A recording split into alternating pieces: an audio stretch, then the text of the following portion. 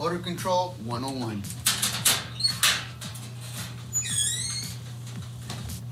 Whoa! Time to go to work.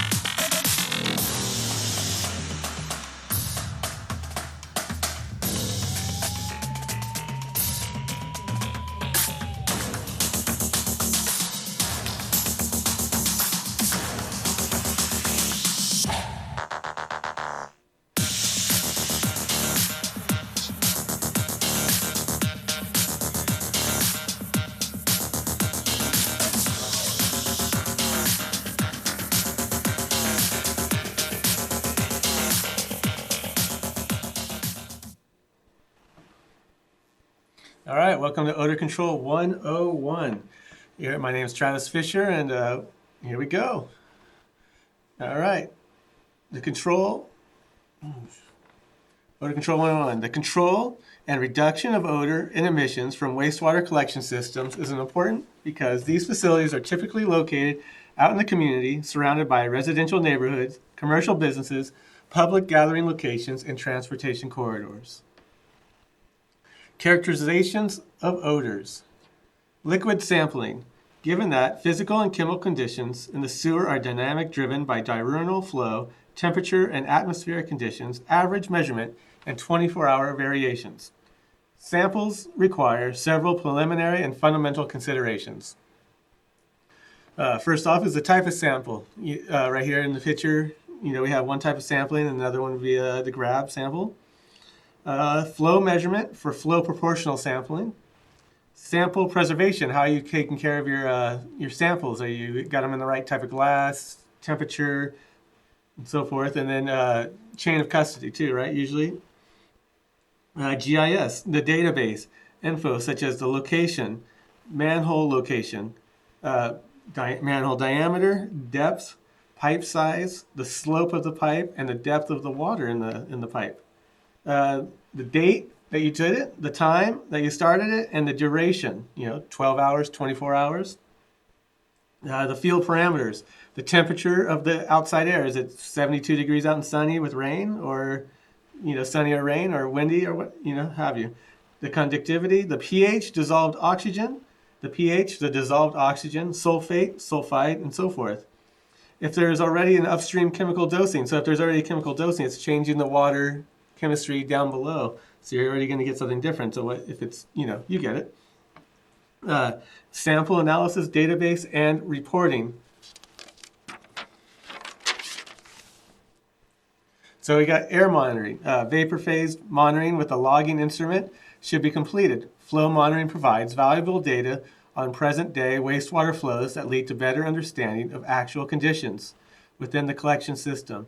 Able to see peak and minimum flow rates and pump cycles. Using smart cover system, or this one, smart cover system with their new H2S Sense allows us to overlay data. And here we have the Odor logger, which has been around for years. And this one you put in a manhole, and it has the long battery life. Here it has 12 months. It's a proven design, easy to display, large, fast downloading. I think they have a new communications link, so you don't have to plug them in as much. But overall, you do have to plug them in. And often, if I'm right, you drive up to it, be close to it, and by the manhole. And then they have different types of sensors. The new H2 Sense from Smart Cover, who a lot of us in the collection are used to using now, is Smart Cover things for spills and so forth. They're simple, still no confined space installation. Integrates with the Smart Cover dashboard. And so what it's going to do is overlay the H2S data with the level of the water, level of the flow, the level of the water, the flow, and rain data if you have that as well. It helps you entry detection system, professional, they have the professional, their parts are warranted and so forth. And typical Smart Cover setup, you got the manhole, you attach it all to it, the cover, and then the sensor, that little green one in the right corner. Sensor can stay in the manhole for 90 days without the need for service or calibration. Makes 4 site visits a year. Has a 2-year battery life. Automatic data transmission via satellite to the Smart Cover, and every 90 minutes. And like I said again, overlay the H2S data with level, flow, and rain data. And it's web-based. An example that they had here is a system located in Ohio. The chemical feed above it ran out at a remote dosing site. The customer, whoever, the sewer department, received an alarm notification when the H2S exceeded a certain trigger value, which resulted in them getting a response, because as you know, Smart Cover can give out cell phone information, and you can look it up on the app right on your phone. So you get a quicker response from your on-call or the collection staff if it's during the working hours, to avoid community odor complaints. Here's a picture of a couple of Smart Cover employees installing one in location. And so when they mount it to the manhole, get the battery pack, the bracket, holding it all in. The cable, obviously varies, so you can have the different lengths of the manholes, since manholes are from, a couple feet up to in the 20s, maybe even bigger. All right, collection system design. Here, we'll do a little video here of me, and then we'll go on. Everybody, we're out here on the field on location and off of Valley Road here at a manhole that's got lots of H2S issues. It's a drop manhole, 15-inch line. Comes on the backside as a force main that then turns to gravity. So it's got a lot of flow pushing through. We're at the end of the run right now. But I'm going to show you here a lot of H2S, and we're planning on repairing that this summer. We're going to put some coating. We're going to do a coating and a new cover with a new buckle, so it makes it easier for the workers, collection guys, to get up there and open it and close it. Since it was a little difficult and a little dangerous. Problems here, why we're coating it and not doing some major rehab on it is, well, we're environmental sense there. We got a creek and a hard road. Obviously, the perfect spot would just be to dig a trench right here and then lower the pipe down so we no longer have a drop manhole. But that's a little bit more difficult, a little more costly. So we're just going to do a line. We're just going to coat it. And here we go.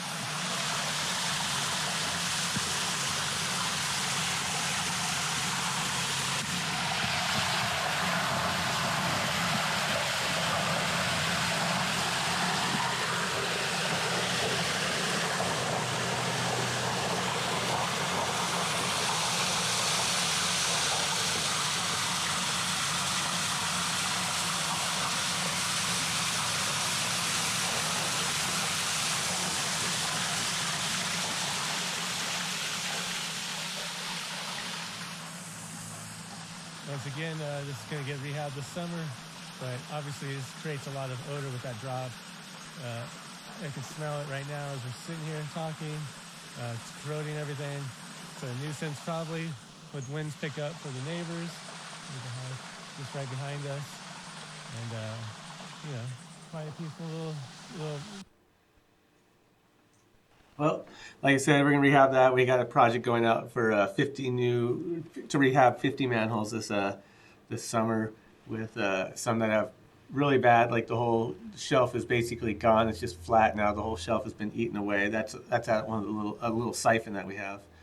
But anyways, so the pipe slope is an important parameter in collection system design for several reasons, including sufficient capacity of the pipe and sufficient velocity to minimize solids in the sewer.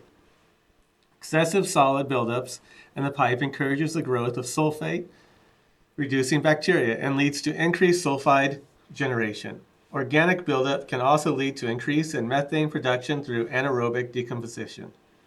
Wastewater velocity and turbulence promotes re-aeration, which increases the dissolved oxygen concentration in the wastewater stream. This in turn oxidizes existing sulfide and reduces anaerobic conditions in downstream sections. Extreme changes in pipe slope and pipe cross section or direction may cause odors to be released because of turbulence. You can also have venting of the air and the sewer was running steeply and changes to a flat slope. Also, if pipe changes from a low slope to a steep slope, air inflow can occur, causing the system to pressurize. Turbulence is typically not wanted because it induces stripping of sulfide and other odorous compounds. Now, also force mains.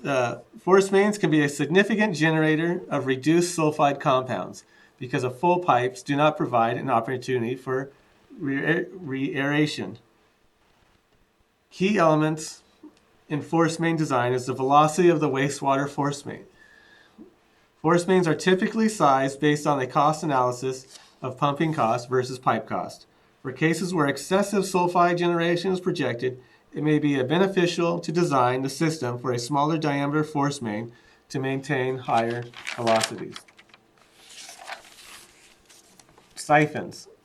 Siphons are submerged wastewater pipes, such as siphons, are conductive to sulfide formation. Siphons are typically short section sewers that are used to convey wastewater flow under obstructions such as streams, highways, railroad crossings, and other public utilities. Here at Ojai Valley Sanitary, we have one large one that's over 1,100 feet long under the Ventura River and a highway bridge. Siphons are hydraulic force to push flow up. The inverted siphon is below the hydraulic grade line, so it remains full even during periods of low flow.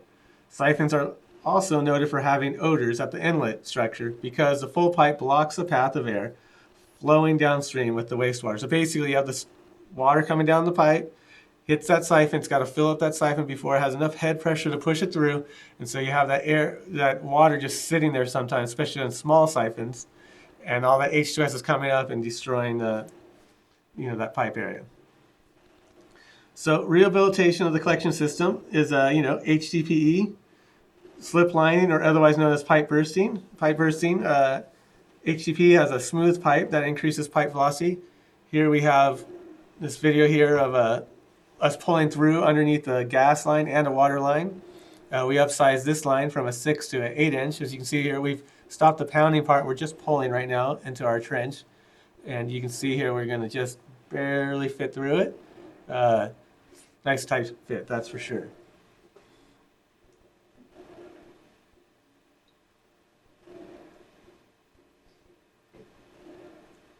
I always enjoy our HDPE pipe bursting projects. I find them a lot of fun and exciting, especially on the bursting days, since you never know what you're going to get, if it's going to go fast or long. You can have a couple hundred feet in less than an hour sometimes, or it can take 12 hours, 13 hours it's taken. So it's kind of fun. See what happens. All right, here we have a manhole. We're coating manholes, and here we are testing the manhole. It's electronic current. It grounds there. You can see the little part on the manhole ring cover, and they're gonna wipe it around there, and then go inside and wipe it some more, and it's gonna give a little electric and a beep when if there's something bad on the coating. Coatings are usually applied as liquids to a material surface, such as concrete in a manhole or grease interceptor. Coating in new installations are used where corrosion is of concern, and obviously coating material already in use is because of often H2S damage or structural damage from an older it's seen its time, the manholes or so forth. Like in Santa Barbara, I know they require their grease interceptors, if they're concrete ones, to be coated before they go into use. CIP lining is another rehab. Let's play this.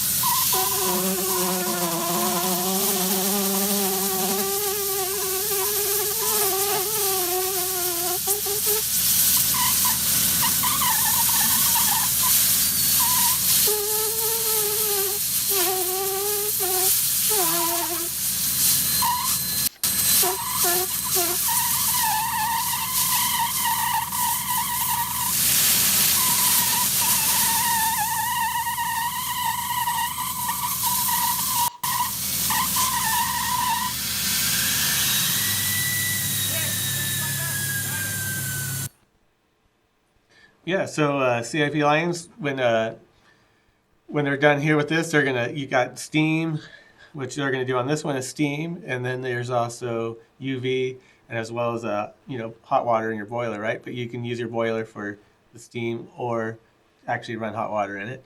Um, and then once it's steamed and cured, they're gonna cut open the ends from each manhole, and then they're gonna put the camera in there with a grinding tool on the top, and they're gonna cut out each lateral connection. Rehabilitation of pipe using lining system generally occurs when the life of the pipe has reached its end of life and serves as an alternative method to full pipe replacement or as a method to mitigate further damage. Homeowners actually sometimes they'll complain about the smell, but they're so much happier with the only being there for a day on their street instead of weeks with an open trench and plates and getting in and out. Here at Ojai Valley Sanitary, we've been doing a lot of I&I reduction and using the CIPP and also with top hats as well. We've probably done in the last 5 years about 100,000 feet. We try to do around 20,000 a year, sometimes a little more, sometimes a little less, but that's our goal is around 20 a year. And so, like I said, last 5 years we've been doing that. And we're also getting ready to do another top hat project this summer. We're doing 160 top hats. So, like I just said in a second, cured in place pipe has an odor.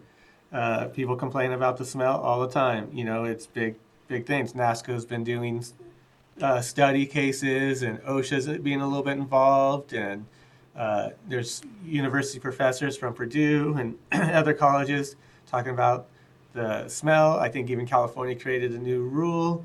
Not sure exactly how that's enforced, but what we did the last 2 years of lining, we've put out testers. We put a grid map.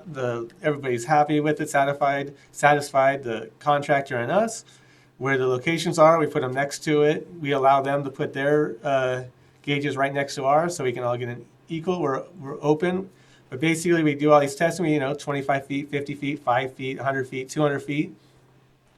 And get the cloud, and the smell. And we have these things that'll measure the gases and what they are and the limits that are allowable and safe by OSHA. The last 2 years, they've all tested very well. There's new rules that NASCO likes, like inside the reefer truck, you can only be in there for so long. And we're just buying that for safety of employees and also to tell the homeowners, hey, we are getting good numbers out here. Source control. Here's a picture of some pigs eating Ojai Valley Brewery's waste from their beer production. Hydrogen sulfide is the most prevalent odorous compound in sanitary sewers. The U.S. EPA Industrial Pretreatment Program limit the introduction of sulfide to the collection system. There are a number of cases where industries such as food processing have discharged high BOD and high temperature wastewater, which promotes or accelerates the generation of sulfide in the collection system. Municipalities can elect to treat the problem themselves or require the food processing industry to correct the problem. The pretreatment permit is a legal document that we can use to control the discharge from industrial and commercial entities. The odor generation potential can be reduced by considering limits on constituents that contribute to odor generation, including the BOD, pH, sulfide, sulfate, temperature, and the dissolved oxygen content. Organic compounds, when released to the sewer collection system, can produce environmental hazards to collection system workers. Here's a part from the Ojai Valley Brewery when they started opening up and working on a bigger level, now, and learning. The volume's going to be low on this video with some swear words, but that's why we won't hear it, and you'll see when they're trying some new stuff here.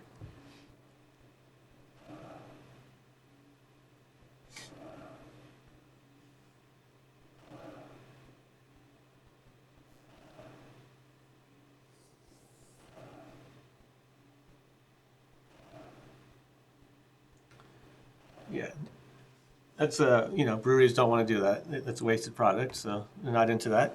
Another part on the source control, we have here our wet well, and for a while, a few years ago, it was always having these foaming problems in our sensors, not the floats, but the regular sensors, saw it as full and would automatically kick over, bypass the float sensors, and turn them on. Both pumps, high alert, running, and the alarms would go off, and we'd have to run down there and get there. And by the time usually we got there, they were starting to cavitate because they're just pumping too fast.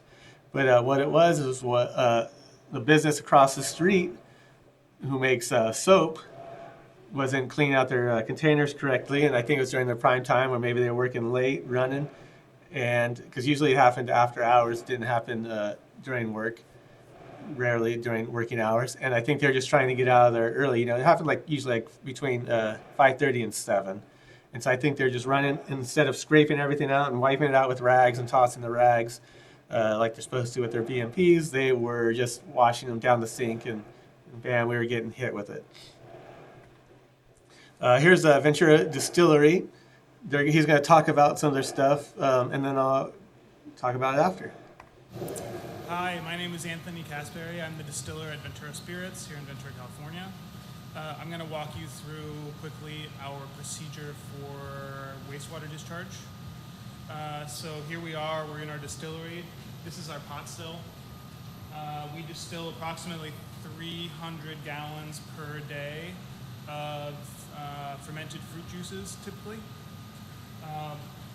This still is full of some strawberry wine that was distilled yesterday. The still runs last about 6 to 8 hours, and so at the end of the day, there's usually 250 to 275 gallons of what we call stripped wine, so a wine that's been stripped of its alcohol. It finishes at maybe 210 degrees F. The starting pH is usually somewhere around 2.9 to 2.95. So then we let it sit overnight. The next day, it's usually around 160 F. And at this point, what I will do is it's in the morning, and so I have the agitator running, and I'm going to be using a combination of sodium carbonate to bring the pH over 5.0, plus a little bit of powdered brewery chemical, which helps reduce the foaming when I do it. So it gets added. It takes about 10 pounds of sodium carbonate to raise the pH.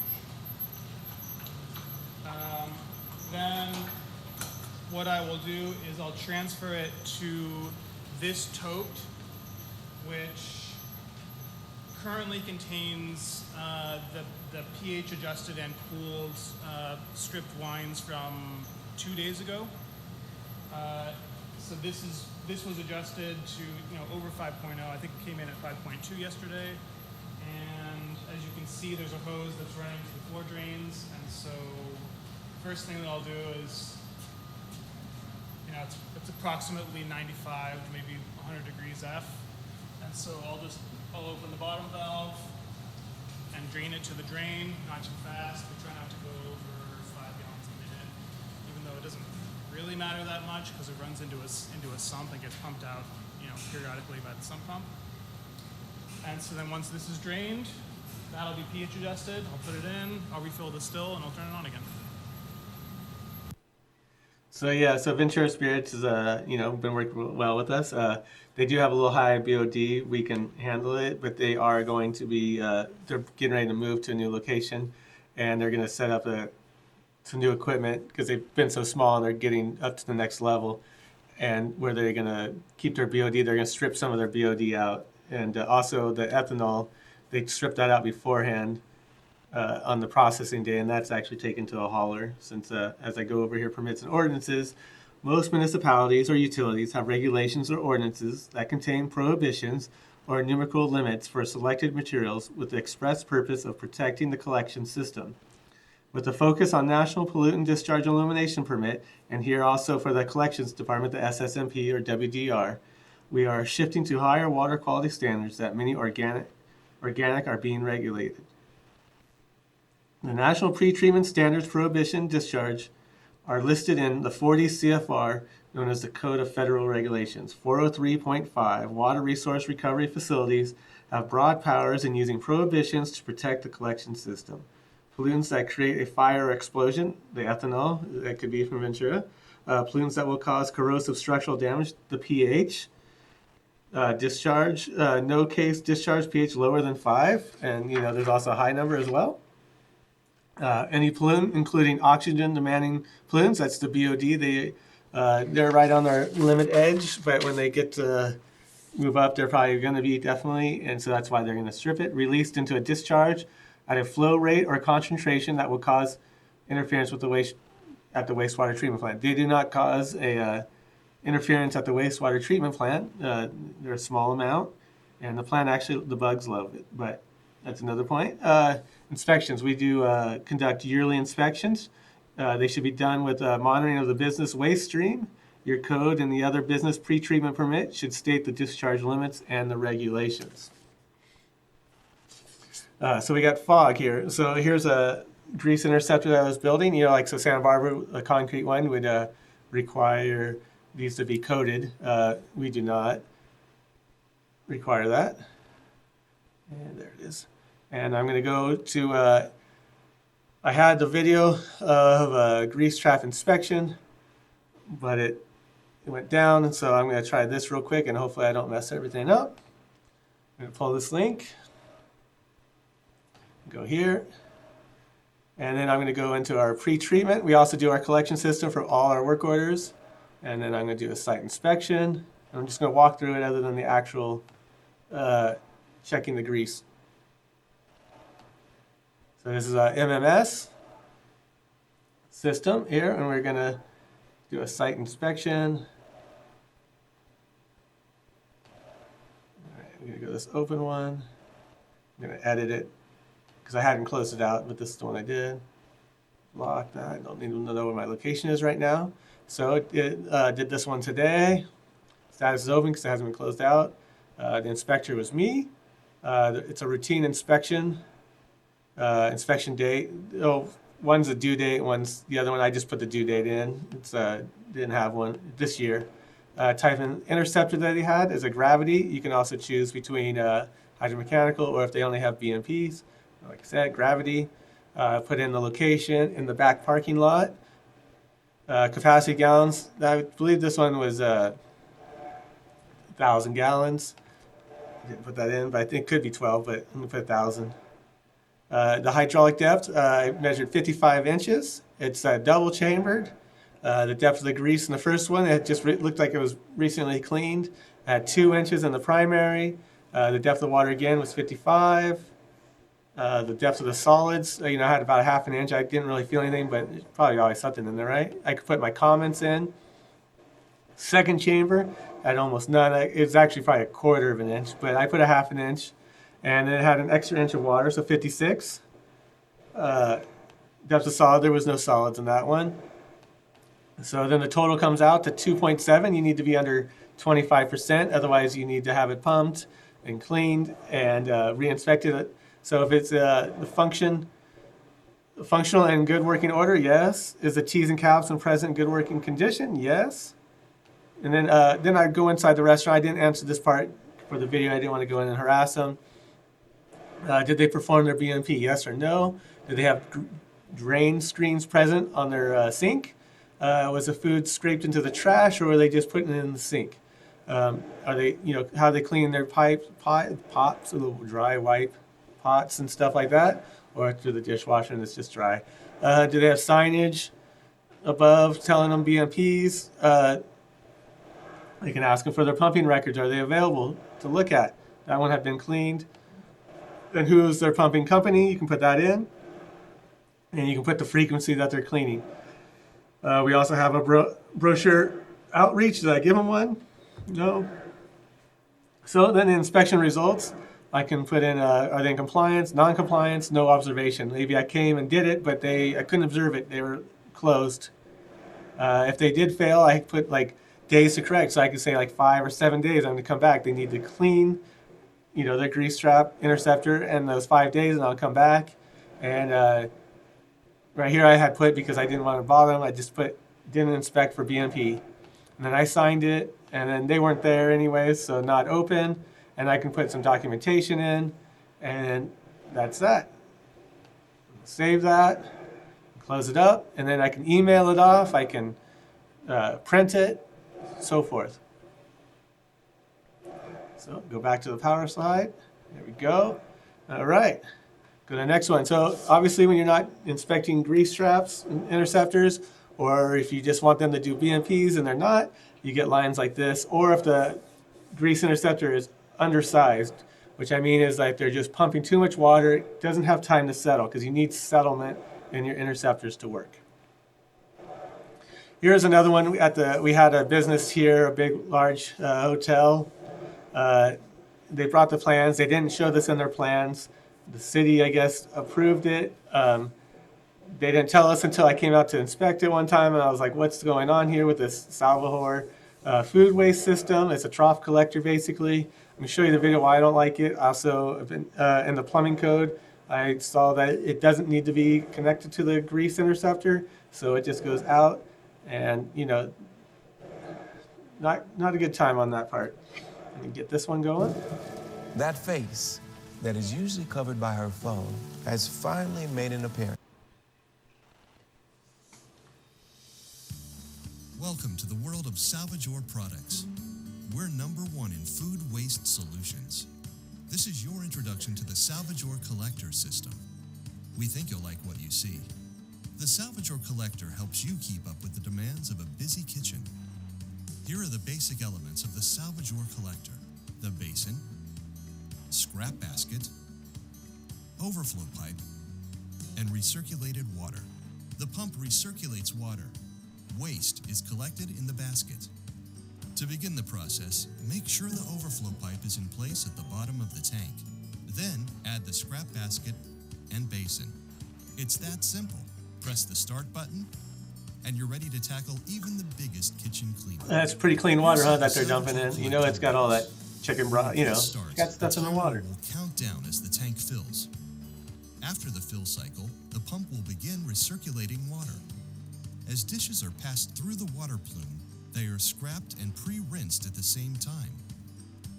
If necessary, the plume can be adjusted using the valve on the bottom of the collector.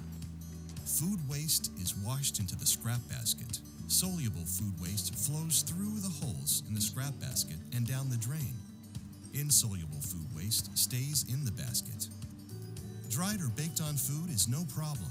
Those items can be soaked in the collector basin while scrapping dishes continues.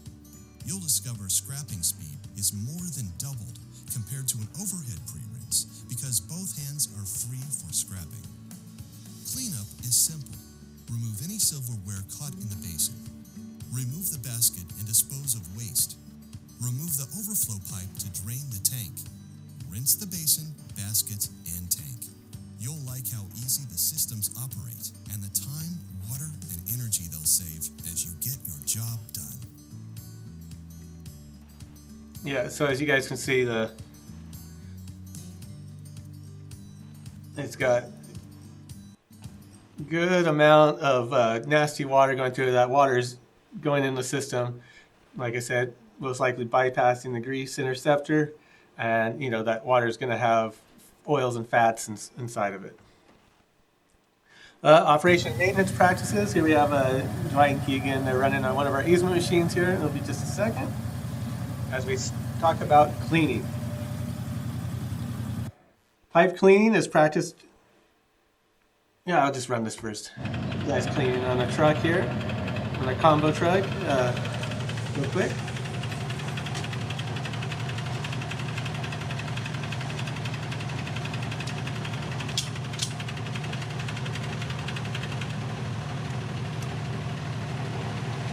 Noah in Israel there.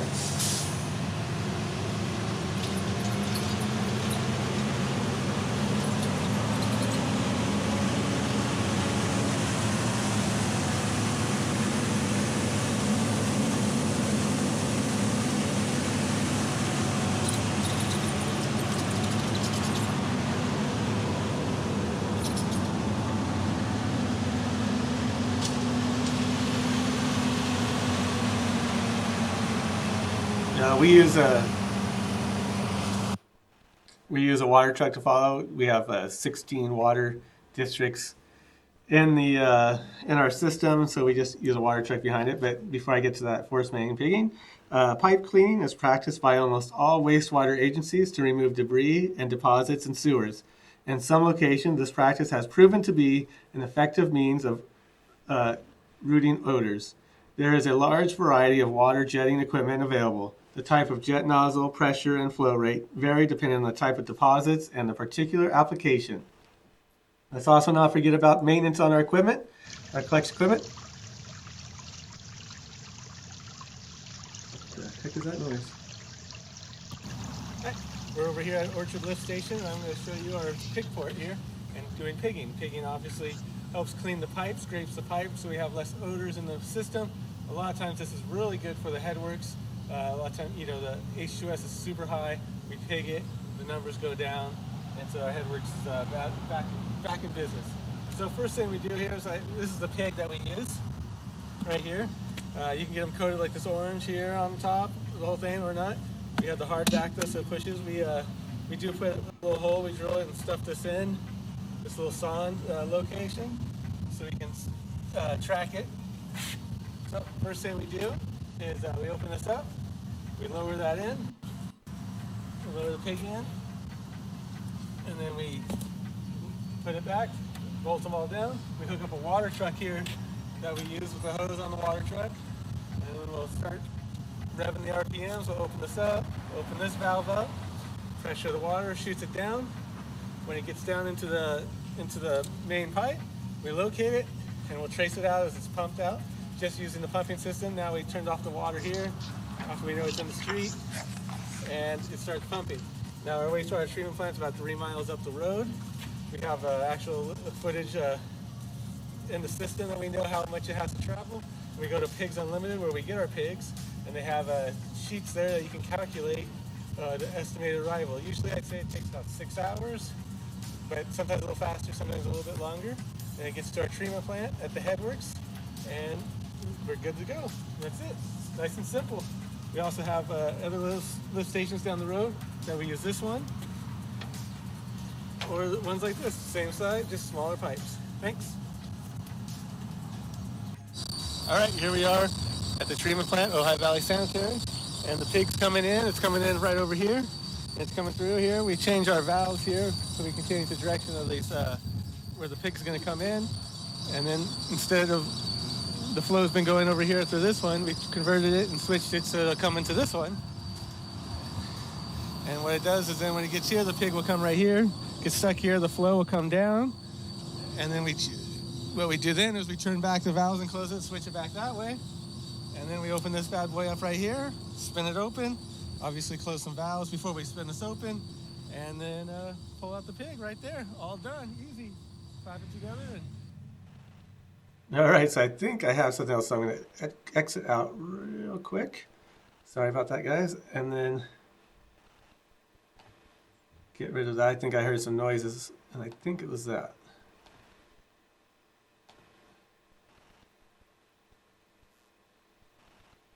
Uh-oh. Man, I just really screwed it up, didn't I? I just really screwed that up. All right, so let me go real quick, catch back up. Sorry guys, my mistake. You just saw that. All right, so here's another little pigging that we have here.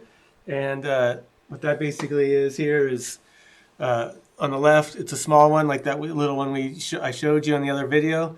I unbolt that top, the top left picture. You unbolt that top, put the picture that's down below. It's got the connection on it, hook up the water truck, and then we're gonna run water, good pressure. And then the other picture on the far right, we're gonna catch it with a little fishing net, and the pig's gonna pop out there, and we got it. Also on some force mains, you might have a air release valve as well. So CCTV. Using a CCTV camera equipment for inspections will indicate pipe conditions, including breaks, leaks, leaking and protruding laterals, root intrusion, and other blockages, including the exact location of all features and problems in the sewer line. All of these can contribute to odors by one, surcharging, which restricts or blocks natural airflow in the sewer, causing unwanted venting of contaminated air. Second is a deposition of solids or debris in surcharge lines caused by reduced velocities, which can result in septic conditions and increased odors. Also, leakage or spillage, SSOs, caused by the blockage that can be odorous and visually offensive. CCTV provides a visual history of the sewer for future reference, and here we have Israel here doing a little video. Some lines to our district through an easement where we got our new CMMS. That some of the stuff hasn't been updated yet. Right here, our map is showing that it's a 6-inch BCP line, which was updated about 2 years ago. No, it was actually last summer, last fall. So we're going to be TVing it, and at the same time, I'm going to enter my report that we need a change on the map. So from here on out, it will show 8-inch HDPE instead of 6-inch BCP. And I'm going to type in my work order right here.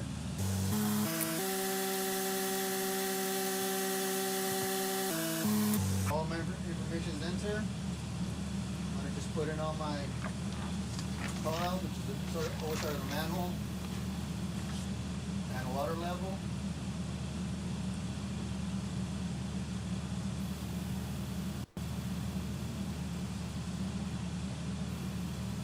From here on out, we'll start the inspection.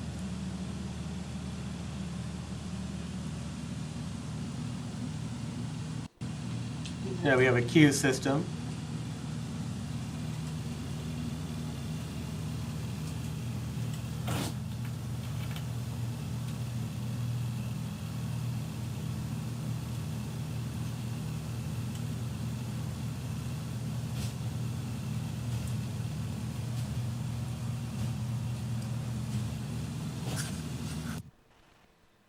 All right, smoke testing. During smoke testing, collection system O&M staff blow air and non-toxic smoke into the sanitary sewer system using the manholes in the street as a point of access. As the smoke is added, the location where smoke escapes is visually monitored. The smoke under pressure fills the headspace of the sewer line, as well as any connections.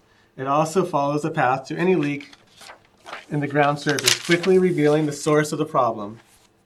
The amount of pressure required is small. It only requires enough positive pressure to overcome atmospheric pressure. Smoke testing has traditionally been used to identify sources of inflow and infiltration. However, it is also an excellent visual method that shows where sewer gases are escaping from the system and creating potentials for odors. Here's another picture of us doing an air test one time. And you can see the smoke coming out of some of the air vents. This neighborhood, we didn't actually find any air coming out in the ground and so forth on this one. We often use odor hogs. So like sometimes we'll get some complaints, and I just had one yesterday, and I basically the pump, I'm guessing we haven't figured it fully out yet, but we had 2 complaints. One time I got there and couldn't smell anymore. Second time I got there, I was just down the street, so I ran over, and I realized that I think it's the pump that's running in their back guest house, and it's pumping through and creating the smell coming through. And when the wind's moving a certain way, it hits in their back patio and smells. So we have some odor hogs. We're gonna put those on the house and test it and see if that works for them. And then if it does, we'll take them off and let the homeowner purchase some odor hogs. We have another one where we have a big trunk line, and it's right next to these houses, and it's putting a ton of pressure through the houses, and it's creating the smell all around the outside of their house. And so we actually got those ones and purchased those ones, odor hogs, for that home. And but as it continues on, they've bought their new ones themselves. All right, record keeping. Unfortunately, wastewater creates odor nuisance from a variety of collection system sources: sewer manholes, the siphons, forced main discharge, plumbing vents, wastewater pumping stations. It is important to track and measure odors on a regular basis to understand and minimize them. The form should have the following information: name and phone number of the complainant, address or location of the odor, date and time, the wind direction, the weather, brief description of the odor, and the date, time, staff names, and outcome of the investigation. So you just want to have a good tracking so you can follow and go, oh, this neighborhood has a, bad area. Odor treatments.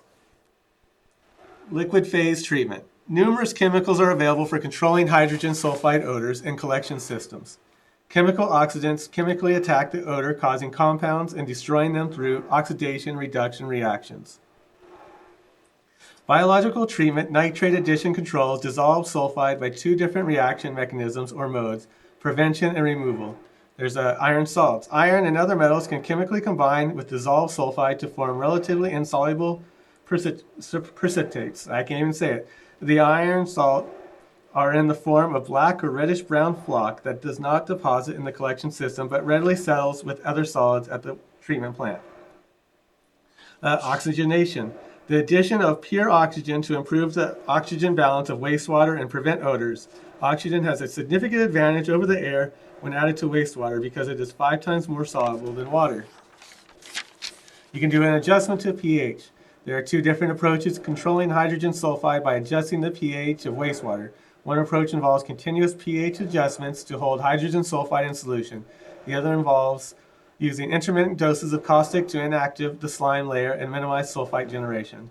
Chemical. You have tower scrubbers, often the advantage of high efficiency removal in a small footprint. Absorption. Carbon media, which can be installed indoors at existing pump stations or in manholes, but the pressure drop requires for air to travel through the filler, generally renders them less useful than a manhole rain stopper. Also, the media can rapidly deplete. And ionization. Use ion tubes with alternative current to produce negative and positive ions and form clusters of oxygen molecules. So a little bit on the molecules. We've used the stuff into the carbon, but also sometimes we'll put the Pamrex lids on it. And also we use the spray, the foam spray for insulation spray. We put those. We also do those for our picks and neighborhoods, and we do it for the whole winter because sometimes some are underwater, and that's helped us reduce the INI since we have trying to meet regulations on our INI. Sometimes odors can be in the houses. On the smoke test, I forgot to say on the smoke test, there can be holes in the pipes inside the house, and that's why they're smelling odors. One time we were doing a lining, I went over for a complaint for our CIP lining, and she says, it really smells over here. And I went in there, and there was basically in her toilet, there was no backing. It was all open pipe, and there was a rat's nest in it, and it was just all the odor was just coming up. There was no P-trap anymore. It was gone. Anyways, odors all over. I hope you learned something or entertained or whatever it is. My name's Travis Fisher again at the Ojai Valley Sanitary District. You can contact me if you like. Travis.Fisher at ohisand.org. You can follow my Instagram at FishSewer and Twitter at Travis A. Fisher. And if you like, I do have a YouTube channel. I can't click on it, but if you put Travis Fisher Sewer, it should come up. I haven't put a video up lately, but if I get some likes, subscribe. I will start making some videos if you like. Just let me know what you want to see. I'll make them. But yeah, because if you just put Travis Fisher, you're going to get the NFL football player, the former one. So anyways, I'd like to thank you everybody for coming, and thanks.